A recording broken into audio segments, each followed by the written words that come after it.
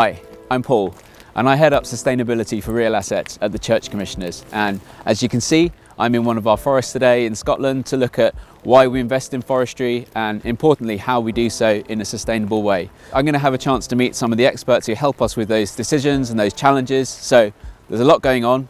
Let's go meet them.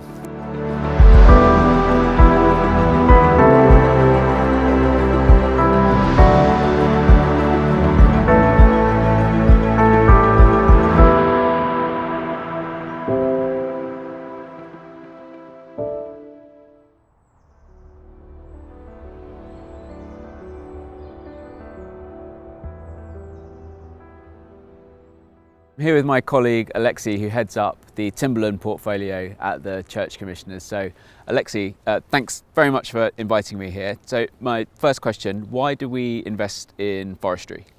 Thanks, Paul. So we've invested in forestry since 2011, with investments predominantly in the UK and the US. And these are win-win investments where we generate an investment return to support the mission of the church, whilst supporting the local economy and the environment. And so the income that's generated for the church principally comes from harvesting of timber, but also renewable energy such as South Kyle on this site. And some people would say that it's not okay to cut a tree down, and that's understandable, but how would you say we should look at things from your perspective? Yeah, I think there's often a disconnect between trees and wood in people's minds. Everyone likes standing trees, but everyone also likes wood in their homes. And there's a stark difference between deforestation and sustainably managed forests like this one, where we produce wood on a sustainable basis and areas get replanted. And when trees are harvested, they're always replanted. And so forests are a proven carbon capture technology working at scale.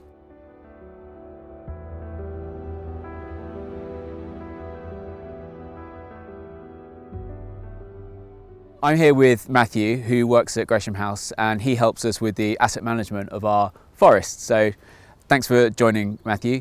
Perhaps you could start by telling us a bit about what it means to be a sustainably managed forest. Sustainably managed forests are based on three pillars: economic, environmental and social. With these three combined, we can manage forests sustainably for the long term. Economic, for starters, we need to be able to pay for the forests to encourage the investment. Environmental, we've got to improve the environment or maintain it over the long term. And from a social perspective as well, we have to maintain access rights and all of these rights for people to bring them along with us for forestry. I mean, if you came to someone now and said, we've invented this product that's recyclable, it captures carbon, it emits oxygen in its production, you would be getting the Nobel Peace Prize for it. So forests have been managed by humans forever, and we look to manage these forests sustainably for the long term. So the forests are harvested and restocked within a few years, and it continues the cycle. And so what sort of trees do we grow and why? So the main species we grow here is Sitka spruce. It's originally from the west coast of North America.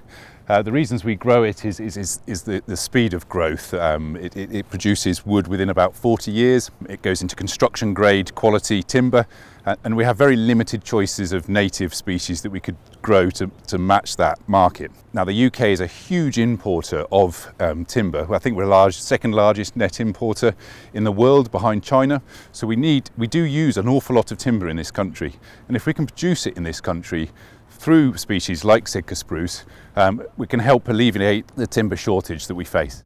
But some would say that growing non-native single species forests is wrong.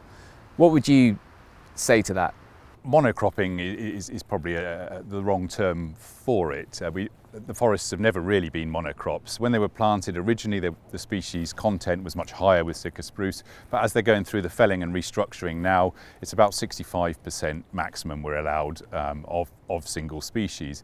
The commissioners across their portfolio have reduced down to about 61% Sitka spruce, and so this is still the most economically viable crop that we grow, and a lot of the economics is based upon that crop that we can grow, but it's not a monocrop. There's multiple other species within forests.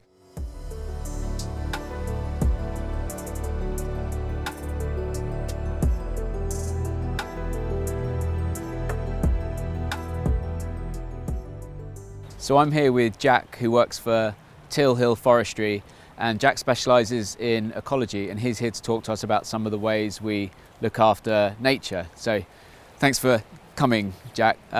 First of all, could you explain why it is important to think about biodiversity when managing a forest? Yeah, so biodiversity is hugely important. It's important for a variety of things, whether it's the air we breathe, flood resilience, the protected species, protected habitats. It's quite a wide range. And when it comes to the forest that we manage, generally, the greater the biodiversity within the forest, the more resilient it is to climate change. And what would be important to look out for in a habitat like this? Yeah, so when you have a watercourse such as this on a site, kind of the first thing I'll be looking out for is otters, possibly even water voles, which are both, priority species and EU protected species as well. You can see that's quite a steep bank. It may well erode over time, but by having trees in it, it's going to help with that bank stability. But equally, it's also improving the water quality, because you're naturally going to get that leaf detritus falling into the watercourse, which then breaks down. That's better for invertebrates, it's better for fish, which then is beneficial for your otters and so on as well. And what standards do we need to adhere to as part of our management? So within this forest, when they've come up with the management plan, they'll have to adhere to certain percentages in terms of what species they plant, what open habitat they retain, and how they manage any existing kind of protected habitats. So that could be, for instance, groundwater dependent terrestrial ecosystems, the soils, how you manage the soils on site, the landscape. There's quite a lot to think about.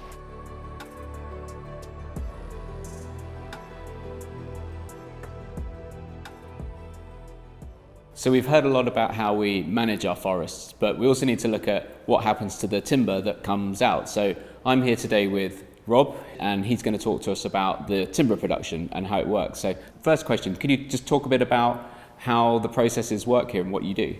So my role here on site is I'm General Manager for South Scotland. On this particular site we've got 170 employees. I've got 200 employees within South Scotland, and we're taking in round timber that's cut in the forest to specific lengths, to a specific quality specification, and we're converting that timber into both sawn timber, chips, sawdust and other co-products.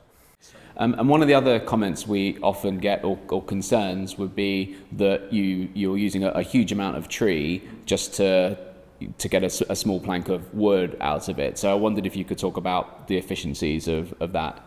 Okay, so the sawmilling, timber processing, has got a fantastic story when it comes to material utilisation. So we're taking onto this site just over 100 lorry loads of logs a day, but all of that is then returned back out in terms of sawn timber or co-products. So our co-products are the chips and sawdust we generate during the cutting process, and they'll end up going into other industries and either becoming wood-based panels, they might become animal bedding, they might be used for biomass to create electricity and heat.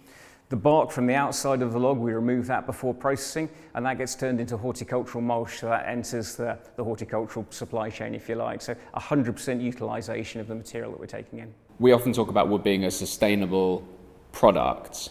Do you see it as a useful product to be using in different parts of the construction industry? Where else can it be used? Certainly timber, when it arrives on the construction site, is a carbon negative material, which means that during the felling process, coming through the sawmilling, we're using up only a very small percentage of the carbon that's contained within that piece of material.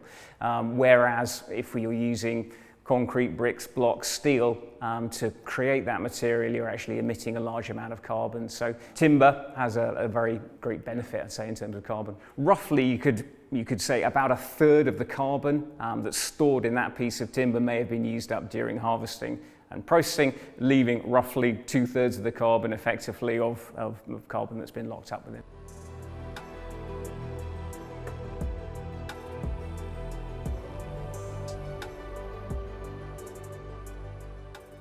So I'm here with Ros, who's Head of Energy and Renewable at Bidwells. Hi Ros. Hi Paul. So first of all, can you tell us a bit about your role and how you help the church commissioners with renewable energy? In Scotland, of course, which is where most of your portfolio is located, it's primarily been about wind and hydro.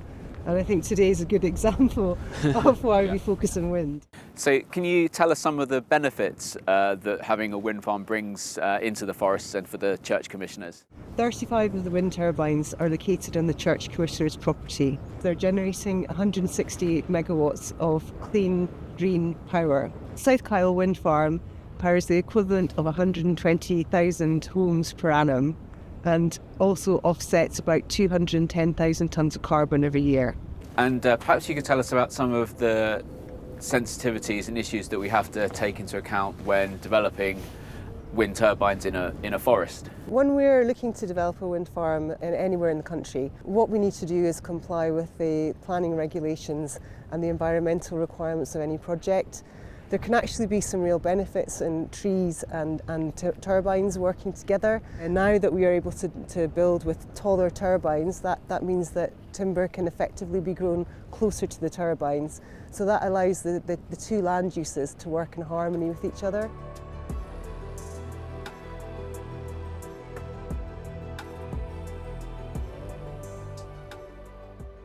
That's been pretty full on, and there's been a lot to take in. We've heard a lot from experts about some of the complexities and challenges and the key initiatives with managing forests in a sustainable way. And there's a lot of new initiatives that they've talked through, and we look forward to sharing those with you soon.